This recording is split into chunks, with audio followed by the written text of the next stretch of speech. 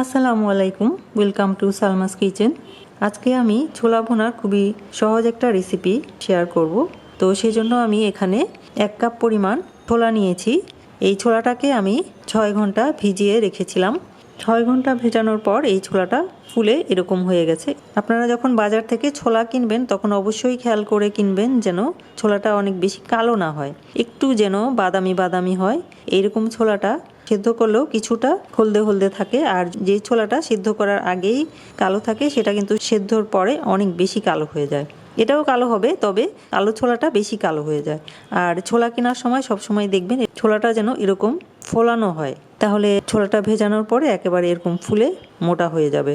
এখন আমি ছোলা সিদ্ধ করব। ছোলা সিদ্ধ করতে 1 কাপ ছোলার জন্য আমি 2 কাপ পরিমাণ পানি দিব, আর আধা চা চামচ পরিমাণ লবণ দিব।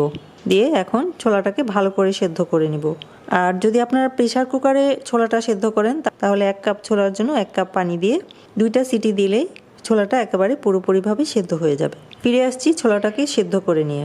ফিরে এলাম ছোলাটা সেদ্ধ করে নিয়ে। ছোলাটা ভালো করে সেদ্ধ হয়ে গেছে।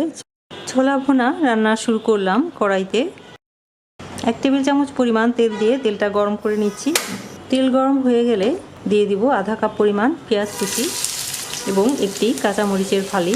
পেঁয়াজ কুচিটাকে হালকা বাদামি করে ভেজে নেব। পেঁয়াজ কুচিটা হালকা বাদামি হয়ে গেলে এবারে এক এক করে মশলা অ্যাড করব। দিয়ে দিব আধা চা চামচ পরিমাণ আদা রসুন বাটা, সেই সাথে দিব 1 চা চামচের 4 ভাগের 1 ভাগ পরিমাণ লাল মরিচের গুঁড়া। লাল মরিচের গুঁড়াটা আমি অল্প দিচ্ছি, কারণ একটি কাঁচামরিচের ফালি দিয়েছি এবং রান্নার শেষে যে আমি কাঁচামরিচ কুচি ইউজ করব তাই। এবং দিব 1 চা চামচের 4 ভাগের 1 ভাগ পরিমাণ হলুদের গুঁড়া, আধা চা চামচ পরিমাণ ধনিয়ার গুঁড়া এবং 1 চা চামচের 4 ভাগের 1 ভাগ পরিমাণ লবণ। লবণটা আমি কমই ইউজ করছি, কারণ ছোলা সেদ্ধতেই আমি লবণ দিয়ে সেদ্ধ করেছি। এই পর্যায়ে লবণটা শুধুমাত্র মশলার জন্য অ্যাড করলাম। এবারে নেড়ে চেড়ে 30 সেকেন্ডের মতো মশলাটাকে একটু কষিয়ে নিলাম। এখন দিয়ে দিব একটি বড় সাইজের টমেটো কুচি। আমি ছোলা ভুনার মধ্যে আলু ইউজ করব না, তাই এই টমেটোটাই ছোলা ভুনাটাকে একটু মাখা মাখা করতে সাহায্য করবে। টমেটোটাকে নরম হওয়া পর্যন্ত কষিয়ে নেব। টমেটো কুচি নরম হয়ে গেলে এবারে অ্যাড করব সেই সেদ্ধ করে নেওয়া ছোলা। ছোলার সাথে কিন্তু পানিটাও কিছুটা রয়ে গেছে, আমি কিন্তু পানিটা ফেলে দেইনি, পানি সহই আমি এর মধ্যে দিয়ে দিচ্ছি।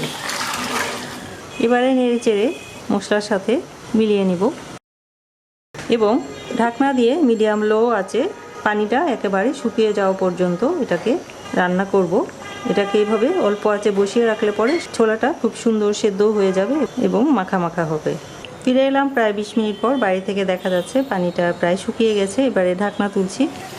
খুবই অল্প পানি আছে। এ পর্যায়ে দিয়ে দিব 1 চা চামচের 4 ভাগের 1 ভাগ পরিমাণ টালা জিরার গুঁড়া বা ভাজা জিরার গুঁড়া এবং 1 চা চামচের 4 ভাগের 1 ভাগ পরিমাণ গরম মশলার গুঁড়া। এই গরম মশলার গুঁড়াটা কিন্তু বাজারে রেডিমেড কিনতে পাওয়া যায়, আর যদি আপনাদের কাছে না থাকে তাহলে গরম মশলার গুঁড়া না দিলেও চলবে। সেই সাথে দিয়ে দিব এরকম একটু মোটা করে কাটা পেঁয়াজ কুচি। এখানে আমি একটি ছোট পেঁয়াজের অর্ধেকটা নিয়েছি এবং দিব 2 টেবিল চামচ পরিমাণ ধনিয়া পাতা কুচি। এবারে সব একসাথে মিলিয়ে নিব।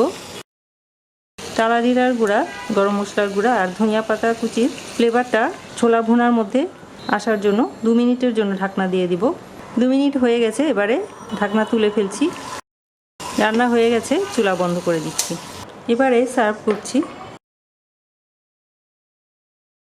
এখন এর উপরে দিয়ে দিব 2টি কাঁচামরিচের কুচি এবং আরও কিছু ধনিয়া পাতা কুচি।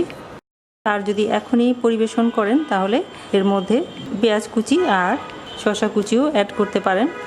আর যদি পরে পরিবেশন করেন তাহলে ঠান্ডা হওয়ার পরে এর মধ্যে পেঁয়াজ আর শসা কুচি অ্যাড করতে পারেন, অথবা এভাবেই পরিবেশন করতে পারেন। তৈরি হয়ে গেল খুবই সহজভাবে এবং খুবই মজাদার ছোলা বুট ভুনা। এভাবে আমরা খুব সহজেই অনেক বেশি ঝামেলা না করেও ছোলা বুট ভুনা রান্না করতে পারি। আমরা যারা অনেক কর্মব্যস্ততার মধ্যে সময় কাটাই, তাদের হাতে রান্নার সময় খুবই কম থাকে, তারা ইচ্ছে করলে ঝটপট এই ছোলা বুট ভুনা রান্না করতে পারেন। অথবা যারা ব্যাচেলর আছেন এবং যারা নতুন রাঁধুনি আছেন তারা খুব সহজেই এই রেসিপিটা ট্রাই করতে পারেন। ভিডিওটি দেখার জন্য এবং এতক্ষণ সাথে থাকার জন্য অসংখ্য ধন্যবাদ। আশা করি ভিডিওটি আপনাদের কাছে ভালো লেগেছে। ভালো লাগলে ফ্রেন্ডস এন্ড ফ্যামিলির সাথে শেয়ার করার অনুরোধ থাকলো এবং লাইক সাবস্ক্রাইব করার অনুরোধ থাকলো। আর সাবস্ক্রাইব করে পাশে থাকা বেল আইকনে ক্লিক করে অপশন থেকে অল বাটনে ক্লিক করে দিবেন। তাহলে আমি ভিডিও দেওয়ার সাথে সাথে আপনারা তার নোটিফিকেশন পেয়ে যাবেন। সবাই অনেক অনেক ভালো থাকবেন, আমার জন্য দোয়া করবেন। আল্লাহ হাফেজ।